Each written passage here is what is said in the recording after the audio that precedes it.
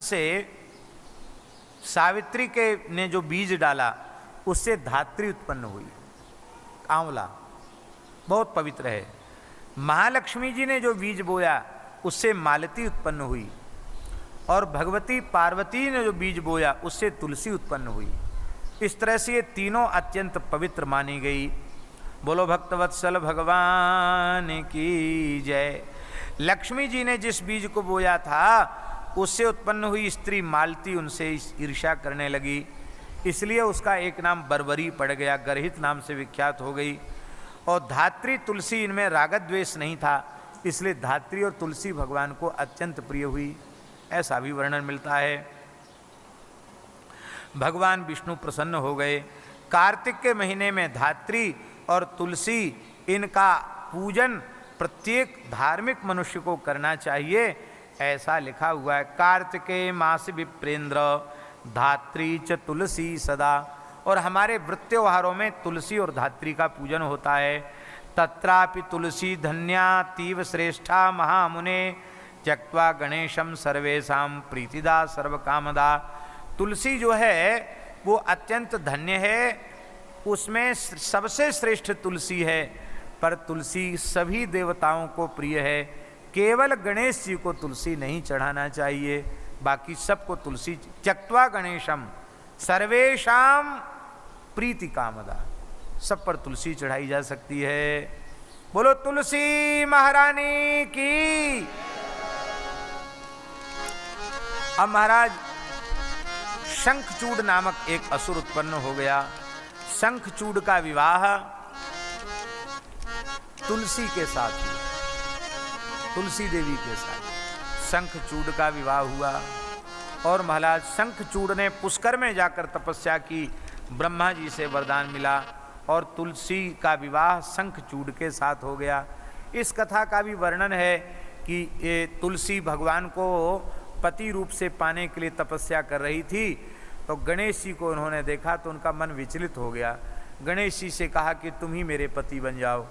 तब गणेश जी ने क्रुद्ध होकर शाप दिया कि एक के पाप प्रति समर्पण करने के बाद तुम्हारी निष्ठा व्यभिचरित हुई, इसलिए मैं तुम्हें त्याग करता हूँ।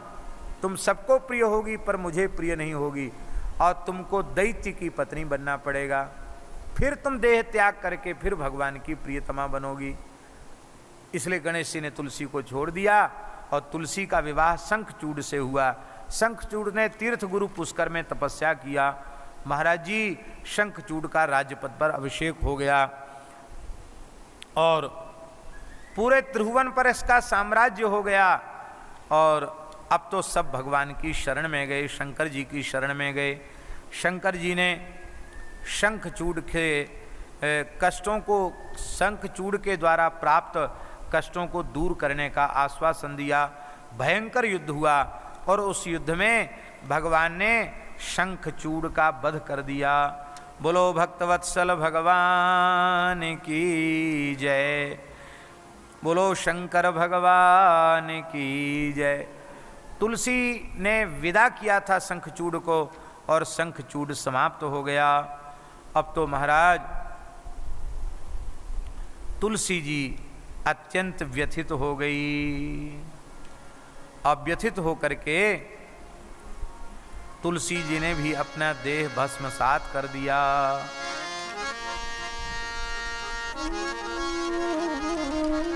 श्री राम जय जय राम, श्री राम जय जय राम। शंखचूड़ के पास एक कवच था, वो कवच जब तक नहीं टूटेगा तब तक शंखचूड़ का वध नहीं होगा। विष्णु भगवान ने ब्राह्मण का वेश धारण करके कवच को मांग लिया और कवचहीन शंखचूड़ का भगवान शिव ने वध कर दिया। महाराज जी अब विध अस्थवि शंखचूड़स्य शंख जातिर बभूव प्रशस्तम शंख तोयंच सर्वेशाम शंकरम बिना। भगवान शंकर की कृपा से वो शंखचूड़ असुर ही और शंख के रूप में प्रकट हो गया। समुद्र में उसको स्थान मिला, वहीं से शंख जाति प्रकट हो गई। शंख भगवान नारायण को अत्यंत प्रिय है, लेकिन शंकरम बिना, शंकर जी को शंख से अभिषेक नहीं करना चाहिए। उनको तो रुद्रम गवय श्रृंगेण, गवय श्रृंग से अभिषेक करना चाहिए। अर्घा से शंख से शंकर जी के ऊपर जल नहीं डालना चाहिए। बाकी शंख बजाया जा सकता, शंख की पूजा की सकती है, पर शंख से अभिषेक नहीं होना चाहिए, ऐसा शिव पुराण में लिखा है। लक्ष्मी जी को शंख बहुत प्रिय है, नारायण भगवान को शंख बहुत प्रिय है, इसलिए प्रत्येक घर में देवता के स्थान पर सुंदर सुलक्षण शंख जरूर विराजमान करना चाहिए। शंख का जल बड़ा प्रिय है भगवान को। बोलो शंख नारायण भगवान की जय। शंख में जल भी रखना चाहिए और शंख को कभी तुलसी से अलग नहीं करना चाहिए।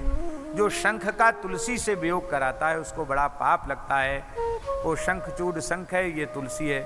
शंख को भगवान ने अपना रूप प्रदान किया, इसलिए उनको शंख माधव कहा गया, शंख नारायण।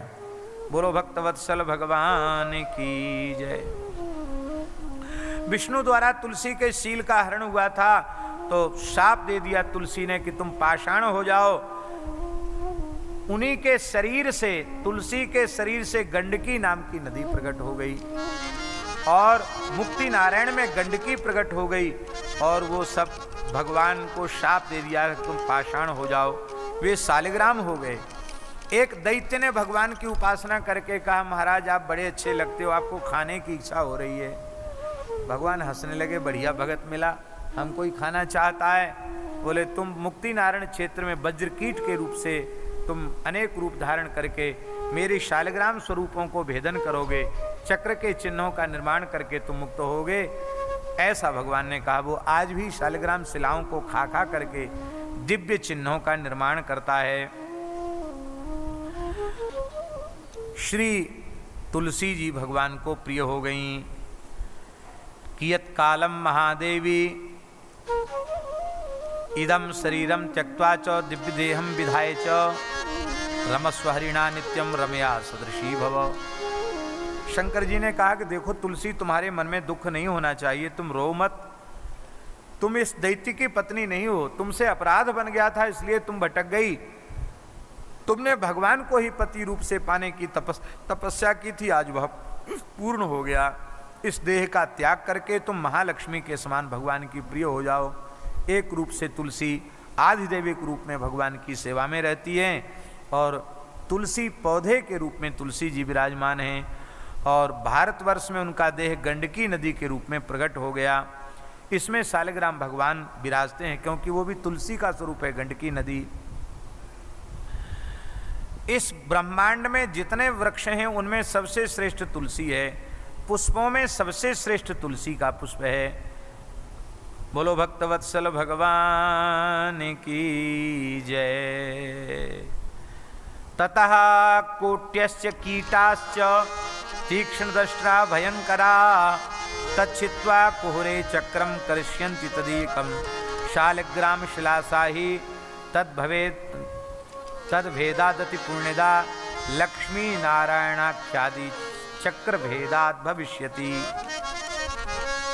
चक्र भेद से लक्ष्मी नारायण स्वरूप भी शिला होती हैं, तो लक्ष्मी नारायण स्वरूप माने जाते हैं, वो भी हैं। सभी अवतार, सभी स्वरूपों का दर्शन श्री शालिग्राम भगवान में होता है। भगवान ने कहा, शालिग्राम शिला विष्णु तुलस्यास्तव संगमः सदा सादृश रूपा सा बहुपुण्य विवर्धनी।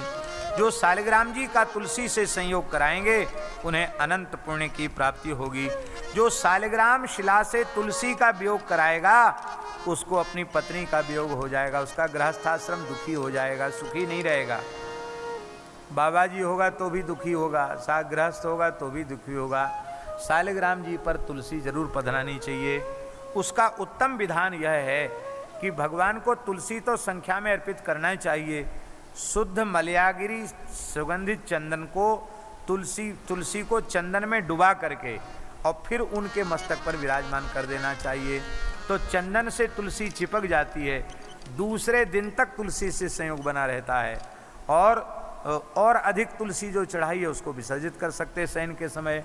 पर एक तुलसी का दल शालिग्राम शिला पर चिपका हुआ रहना चाहिए और जब उनको पात्र में स्नान के लिए विराजमान करते हैं तो नीचे तुलसी बिछाई जाती है उस समय तुलसी का संयोग हो जाता है, और ऊपर से फिर तुलसी। फिर उनको स्नान करा के जब पधराओ तो एक बार एक तुलसी तो तुरंत चढ़ा देनी चाहिए, फिर तिलक करके फिर तुलसी सबको अर्पित करना चाहिए। तुलसी से वियोग नहीं करना चाहिए। तुलसी पत्र विच्छेदम संखम हित्वा करोत यह भार्या हीनो भवेत सोपी रोगी स्यात् सप्त जन्मसु। जो तुलसी दल का शंख से वियोग कराएगा वह भी 7 जन्म तक भार्याहीन होगा और 7 जन्म तक रोगी होगा। इसलिए तुलसी शंख के जल में तुलसी डुबा करके रखनी चाहिए। और जो बजाने वाला शंख है उसको भी धोकर बजाने के बाद फिर उसको पुनः प्रक्षालित करके चंदन से चरित करके तुलसी चिपका देनी चाहिए, जिससे तुलसी का वियोग ना हो। ये सब छोटी छोटी बातें हैं, लोगों को जानकारी में कम होती हैं। शालग्रामश्च तुलसी शंखम चैकत्र एव ही यो रक्षति महाज्ञानी सभवेत श्री हरिप्रिया। जो तुलसी शालिग्राम शंख इनको एक जगह विराजमान करके रखता है वही महाज्ञानी है, वो भगवान का अत्यंत प्रिय हो जाता है। बोलो भक्तवत्सल भगवान की जय। गंडकी नदी बहुत पवित्र नदी है। गंडकी जहाँ प्रवाहित होती वो क्षेत्र अत्यंत पवित्र होता है, वो मुक्ति क्षेत्र कहा जाता है। वहाँ सब शालिग्राम भगवान प्रकट हो जाते हैं। बोलो भक्तवत्सल भगवान की जय। 12 सुलक्षण युक्त शालिग्राम भी जहाँ विधिपूर्वक पूजित होते हैं, वहाँ की 1 योजन की भूमि योजनत्रयम 3 योजन की भूमि तीर्थ हो जाती है। जहाँ सहस्राधिक भगवान पधारें विराजें वहाँ तो कहना ही क्या है। और जहाँ 1 लक्ष शालिग्राम भगवान कम से कम विराजमान हो जाएं, वहाँ बिना भजन साधन के भी कीट पतिंग को भी मोक्ष मिल जाता है। ऐसा महाराज ये अनंत महिमा है। भगवत कृपा से अपने मन में ऐसा विचार हुआ है। मलुक पीठ में जो ठाकुर जी का गर्भगृह है उसके ऊपर भगवान नाम विराजमान है, जिसमें लगभग 3 अरब राम नाम विराजमान है, और उनके ऊपर शालिग्राम जी को ऊपरी भाग में विराजमान किया गया है। महाराज जी अभी काफ़ी समय से पधारे नहीं हैं, पधारेंगे तो महाराज जी को दर्शन होगा। तो मन में ऐसा भाव है कि वहाँ कम से कम 1.25 लाख शालिग्राम भगवान विराजमान हो और उनका सविधि अर्चन हो और उनसे प्रार्थना की जाए कि प्रभो ये देश गोवध के कलंक से मुक्त हो, गोवंश सुखी हो जाए। अभी 2-3 पुजारी तो पूजा कर रहे हैं कि शालिग्राम जी कम से कम 10-12 हज़ार शालिग्राम जी तो हो गए हैं। एक महानुभाव ने हमको एक सलाह दी, आज याद आ गई तो कह देते हैं। वो सलाह ये दी कि बहुत से मंदिरों में या बहुत से लोगों के घरों में भगवान विराजमान हैं पर लोग पूजा नहीं कर रहे हैं, अथवा उठाकर उनको बाहर पीपल के नीचे डाल देते हैं या कहीं नदी में फेंक देते हैं। ये अपराध इस समय देश में बहुत बड़ी संख्या में हो रहा है। तो उन महानुभाव ने हमको प्रेरित किया कि आप कथाओं के माध्यम से लोगों को प्रेरित करें कि जो लोग विधि पूर्वक भगवान शालिग्राम का पूजन नहीं कर पा रहे हैं अथवा मंदिरों में रखे हैं, पूजा ही नहीं करते, जल ही नहीं चढ़ाते, तुलसी दल ही नहीं चढ़ाते, तो ऐसे लोग उन शालिग्राम शिलाओं को बड़े आदर पूर्वक श्री मलुक पीठ भेज सकते हैं, क्योंकि वहाँ 1.25 लाख शालिग्राम जी का महातीर्थ प्रकट होने वाला है। तो वो वहाँ विधि पूर्वक पूजा होगी तो जिनके शालिग्राम जी हैं उनको भी उसका लाभ मिलेगा। बोलो भक्तवत्सल भगवान की जय। तो तुलसी, शालिग्राम और शंख इनकी बड़ी भारी महिमा है।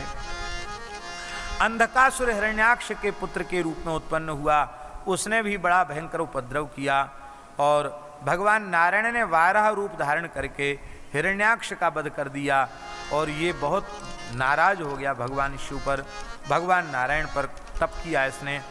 तप करके बड़ा भयंकर शक्तिशाली हो गया महाराज जी। हिरण्यकशिप को भगवान ने नृसिंह रूप धारण करके समाप्त कर दिया, भक्त प्रहलाद की रक्षा कर ली।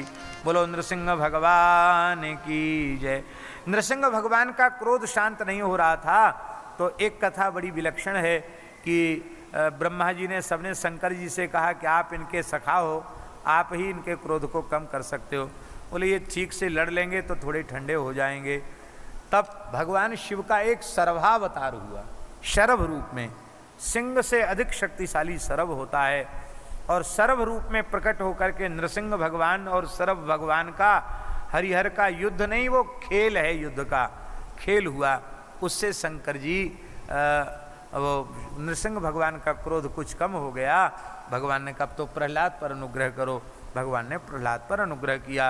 अंधकासुर ने तपस्या की, ब्रह्मा जी ने वरदान दिया, तीनों लोगों को जीत करके अंधकासुर स्वेच्छाचार में प्रवृत्त हो गया। पार्वती के सौंदर्य के प्रति यह भी आकृष्ट हुआ।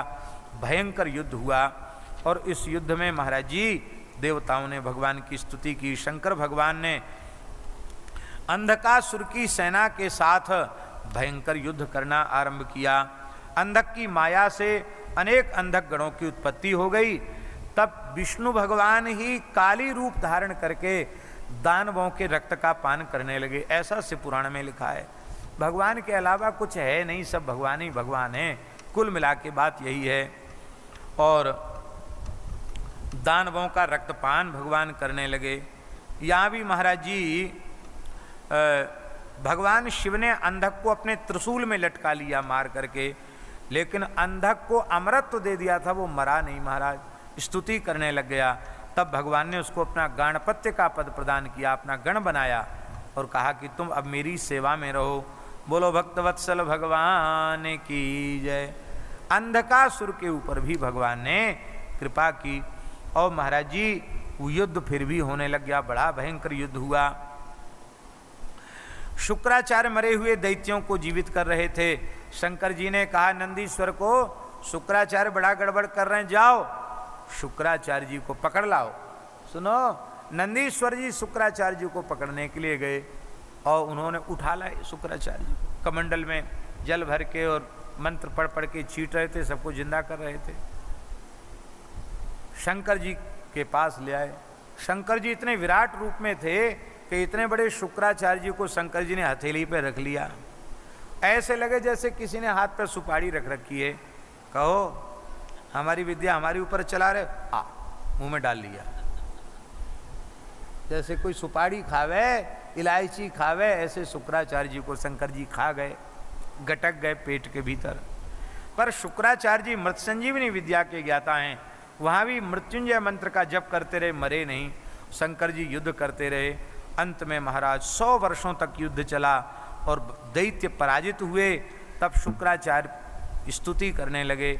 शब शंकर भगवान ने कृपा करके शुक्राचार्य को अपने शुक्र मार्ग से बाहर निकाला, इसलिए उनका नाम शुक्राचार्य हुआ। और भगवान ने कहा कि तुम अब मेरे पुत्र ही हुए, क्योंकि जिस मार्ग से पुत्र का जन्म होता है उसी मार्ग से तुम्हारा जन्म हुआ है, तो अब तुम मेरे पुत्र ही हुए। भगवान ने कृपा की। बोलो भक्तवत्सल भगवान की जय। और अंधक को तो भगवान ने अपना गण बना ही लिया। शुक्राचार्य जी ने काशी में जाकर भगवान की उपासना करके शुक्रेश्वर लिंग की स्थापना की और उनकी स्तुति की। मृत संजीवनी विद्या प्राप्त करके वे धन्य हो ही गए। बोलो भक्तवत्सल भगवान की जय। प्रहलाद की वंश परंपरा में बाणासुर उत्पन्न हुआ। बाणासुर ने तांडव नृत्य करके भगवान शंकर को प्रसन्न कर लिया। भगवान शंकर उसके नगरी में रहने लगे। एक दिन भगवान शंकर ने कहा बाणासुर वरदान मांगो। बोला महाराज आपने 1000 भुजाएं दे दी हैं, बहुत खुजली मचती है, कोई बराबर का योद्धा नहीं, आप ही युद्ध कीजिए। भगवान शंकर हंसने लगे। अरे मूर्ख, हमसे शक्ति प्राप्त करके और हमसे ही लड़ना चाहता, ले जा एक ध्वजा अपने महल पर स्थापित कर दे। जब तेरी ध्वजा अपने आप झुक जाए तो समझ लेना तेरी भुजाओं की खुजली दूर करने वाला कोई महापुरुष आ गया है। तू मेरा भक्त है, मैं तो तुझे मारूंगा नहीं, तेरी रक्षा ही करूंगा, क्योंकि मैं वचनबद्ध हूं। अब तो महाराज बाणासुर की पुत्री उषा, उसका चित्रलेखा ने योग बल से विवाह करा दिया अनिरुद्ध जी के साथ। और अनिरुद्ध उषा के महल में ये जान करके और उसने अनिरुद्ध को बंदी बना लिया। भगवान सेना लेकर के शोणितपुर पर आए और आकर के महाराज बड़ा भयंकर युद्ध हुआ। गाजर मूली के समान भगवान श्री कृष्ण ने बाणासुर की भुजाओं को काट दिया। 2 भुजा इधर छोड़ी, 2 भुजा इधर छोड़ी। इस युद्ध में शंकर जी भी सम्मिलित हुए और शंकर जी ने पराजित होकर के और भगवान की महिमा का बोध बाणासुर को कराया। बोले अब हमारा भगत तो था ही, अब आपका भगत भी हो गया। अपना गण शंकर जी ने उसको बना लिया। बोलो भक्तवत्सल भगवान की जय। बाणासुर इस प्रकार से भगवान शिव के भक्त के साथ ही साथ भगवान श्री कृष्ण का भी भक्त हो गया। कृष्ण और बाणासुर की मित्रता भगवान शंकर ने करा दी और उषा को लेकर के अनिरुद्ध जी द्वारिकापुरी पधारे। बोलो द्वारिकाधीश की जय। बाणासुर ने फिर तांडव नृत्य किया और भगवान शंकर को प्रसन्न किया। भगवान ने कहा बाणासुर, आज के बाद मेरे पूजन के पश्चात जो तुम्हारा नाम नहीं लेगा उसका पूजन सफल नहीं होगा। हाँ, ध्यान से सुन लीजिए, शिवार्चन हो रहा है। इनका नाम लेना भगवान शंकर ने वरदान दिया। बाण रावण चंडी स श्रृंगी भृंगी रिटादया सदा शिवस्य नैवेद्यम सर्वे गृह्णन्तु शाम्भवा। ये मंत्र दे बोल करके और शंकर जी का निर्माल्य इन पार्षदों को अर्पित करना चाहिए, तभी पूजन पूर्ण होता है। भगवान नारायण का अर्चन करके भागवतों को, 12 महाभागवतों को निर्माल्य देना चाहिए। मूल बात, सूर्य की पूजा करने के बाद सूर्य के पार्षदों को देना चाहिए। गणेश जी की पूजा करने के बाद गणेश जी के पार्षदों को देना चाहिए, क्योंकि उनके भक्त ही उनके प्रसाद के प्रथम अधिकारी हैं। तात्पर्य कहने का यही है। अब महिषासुर गजासुर का भी वर्णन है। इसने तपस्या की है और सब ने प्रार्थना की है। तब भगवान शिव ने गजासुर का वध करके उसकी चर्म को अपने ऊपर धारण किया है। भगवान व्याघ्र चर्म पहनते हैं, गज चर्म ओढ़ते हैं। भगवान का नाम कृत्तिवासा पड़ गया। काशी में कृत्तिवासेश्वर लिंग की स्थापना की और महाराज जी इस प्रकार से भगवान ने, इधर महिषासुर का वध साक्षात भगवती पार्वती ने दुर्गा रूप से प्रकट होकर के महिषासुर का वध कर दिया। काशी में व्याघ्रेश्वर महादेव का चरित्र है, बड़ी अद्भुत उनकी कथा है। बोलो व्याघ्रेश्वर महादेव की जय। एक दैत्य बिदल और उत्पल, ये दैत्य आगे उपद्रव करने वाले, अब किसी से जीते नहीं जा सकते थे। उन्होंने कहा था कि हमको कोई मार न सके, हाँ नारी के हाथ से मैं मरूं। अब नारी, वो सोचता था कि नारी क्या है, तो अबला है। पार्वती जी से कहा शंकर जी ने, अब तो तुम ही इसको समाप्त करो, किसी की दाल गलती नहीं है। पार्वती जी फूल की गेंद खेलने लगी और गेंद का प्रहार करके ही उसको मार दिया। उन्होंने फूल की गेंद से मार दिया। और जो उनकी गेंद थी पार्वती जी की, वो शिवलिंग के रूप में विराजमान हो गई काशी में। उनका नाम कंदुकेश्वर महादेव है। बोलो कंदुकेश्वर महादेव की जय। यद्यपि ये कथाएं बहुत बड़ी बड़ी थी, लेकिन इनको अत्यंत संक्षिप्त रीति से कहा गया। अब कितने दिन बकाया हैं? 2 दिन और हैं। 2 दिन हैं। 16 तारीख को पूर्ण होगा। आज 14 तारीख है। 2 दिन बचे हैं। तो अब 2 दिन में जो आगे का प्रसंग है समास क्रम से, उसको भी कहा जाएगा। देखो, आप लोग कहेंगे कि इतनी कथा कहने के बाद भी कम कैसे? देखो, उसका कारण है। 11 दिन शिवपुराण के लिए लिखा है, एकादश दिन में, और सूर्योदय से सूर्यास्त तक कथा होनी चाहिए। मध्याह्न में 48 मिनट का विश्राम होना चाहिए, तब तो पूरी कथा हो सकती है। अब तो महाराज 3 घंटे में लोग